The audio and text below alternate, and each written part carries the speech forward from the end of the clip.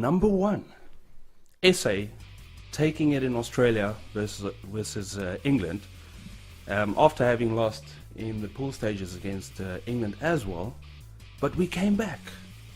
What do you guys think of that?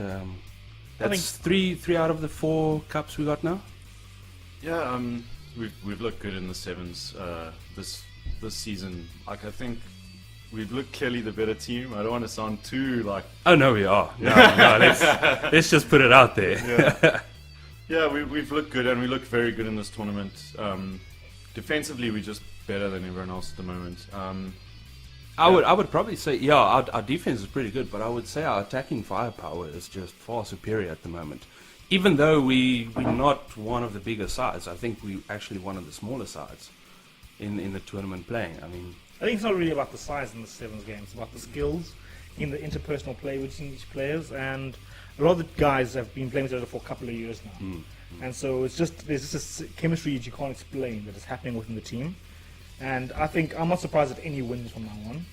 I know the players, and I know that from here on out, we should win the tournament, unless we decide to mess up. Yeah, I think it is our tournament to lose. Given how well we started. I agree. Like, I think the overall competition, the series, I think we are favourites definitely, and I think we should win that. However, there's good teams there. I think Fiji, like, if they play well on their day, can see beat us. with Fiji, I bring in the size aspect, because they have shown that there is a very good way to utilize size in the 7 setup, particularly in the tackle situation, holding the man up. Yet we're doing very well to overcome that by players trying their best to get the knee on the ground, forcing them to release, and then playing quickly out wide. I think we are really playing smart sevens at the moment, and that's why we're doing well. Fiji even got close to beating us yet. Oh, they haven't beaten us. Only England has beaten us. They've beaten us twice now. Only team that has beaten us. Yeah, and that's good. But on the sevens topic, and this is topic number 2 for this week, is this tournament was now this weekend's sevens tournament was the last time Sibela Sonatla and Kwagga Smith played for the Blitzbokke. And they're now moving on to play in Super Rugby this year. Yeah. What do you guys think of this changeover happening, and particularly that it's happening now in the middle of the 7th season? I think it's got more to do with the fact that Super Rugby is starting.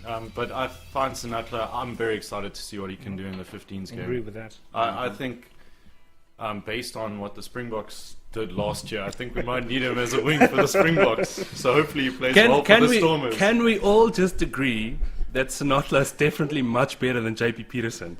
But watch how JP somehow scores a try at the right moment and stays in the team. This is like a bad soapy that we've been watching for a couple of years, and every time we think this character is getting killed off, the writers write him back one. This is basically JP's story. I love JP, and we're going to see something happen again. JP was a good player. I feel he's past his he best was, now. yes. And I think that is the problem with the Springboks at the moment. We've kept players for too long.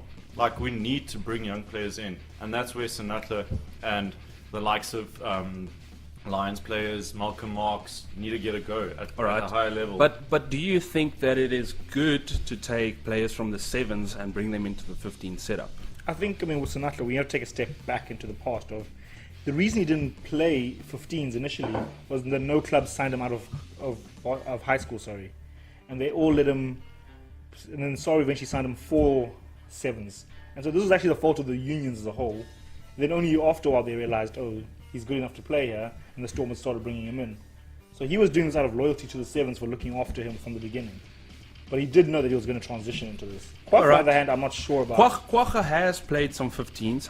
He played I think he played flank. Yeah, it was okay. I thought he played well and so on. He is good. I find him good, but I feel like he's still playing for the Lions. I don't know. Oh yeah, I think he's going back to them. I feel like he's not. He's not as good as the flanks the Lions have, so that's why he doesn't get as much minutes. Or Warren Whiteley Glenwood, sir. Representing. Warren's a good player. Warren, I love Warren Whiteley. I think he's one of the best greatest player of all time. Yeah. Not the greatest. That's ridiculous. But yeah, I can't see Quacker Smith starting for the Lions, even though Tecklenburg has retired, which yes. is pretty big surprise. Which opens the door now. Who's going to step in there? Is it? I think Young Ackerman. I think so. Yeah. I rate him, I man. think also the massive size thing from when you go from 7s to 15s, he does need to put on a couple at least 5 to 10 kilos if he's going to play flank. I don't.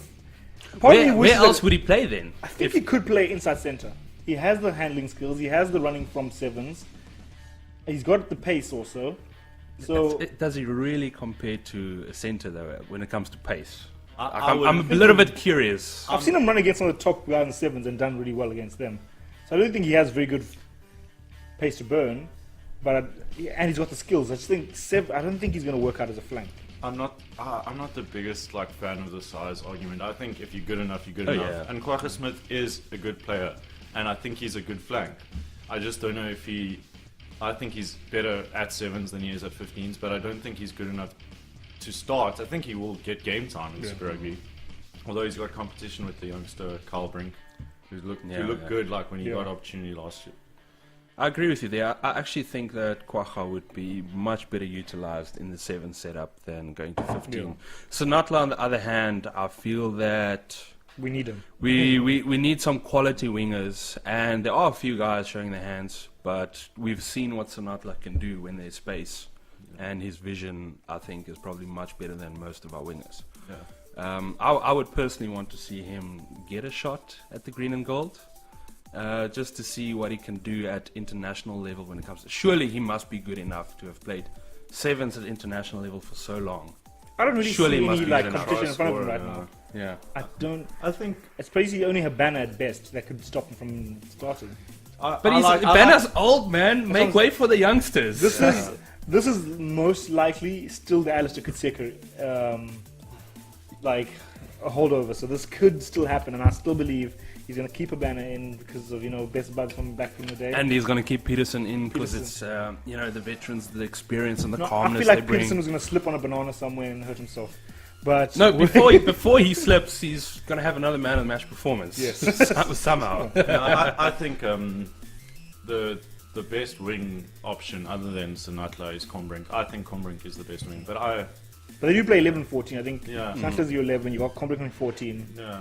You that got sounds very Rohan at potent. 12. Ooh. I don't know. Maybe Francois Venter at 13. You got a solid back line. Yeah. And then Pollard's back at 10. Francois Venter at 13. I would really like to see Rohan and Francois Venter at 13. I think that would be With good. Pollard at 10, it's perfect. Yeah, I would like Mapu to get a chance with Ron inside him because I feel like Dialende wasn't really distributing the ball well enough, and I think going forward, Fenter for me is the number one choice, but I think we need people that are good backups, and Mapu I think is a good centre, and he's shown at Super Rugby level. I don't think he ever was given a proper chance. Yeah. Before we digress too much away from the Sevens, one last question regarding the Sevens. Now that Sonatla and Quacha Smith are leaving, how do you think it would impact South Africa's chances at pulling through the Sevens series tournament? I think losing two players that good is going to affect your team. But I do think we have the depth and we have the quality to keep going. I think, like I said earlier, I think we must be favourites to win the Sevens series. But I think the rounds are going to be close. I don't know. There's a long way to go. Fiji, England looking good as well, but South Africa, I think they're a step up at the moment. But we'll see how this affects them. Yeah, I think it will work out for them because I think the replacements they brought in, like Shakes, he's got the pace, got the skills, and what they do have a 2-year program of basically getting players up in the Sevens. So they have a very good replacement program. Which, I mean, wouldn't you love it if Saru had the similar program for players? Yeah. I think Cecil Africa is back for the next leg of the series as well. He's been injured, and he's obviously Cecil's a piece. I love Cecil. But can you think of like Hall of Cecil, Fame. Branko de Pre, Justin Geduld? Oh man. Koch's good. I think Koch is working well. I think our setup is so good that even though these two players are critical, I think we still got the depth. And I feel like they were preparing for this to happen. Yeah. They knew about it since the beginning of the series that Sonatla is going to stop after this leg.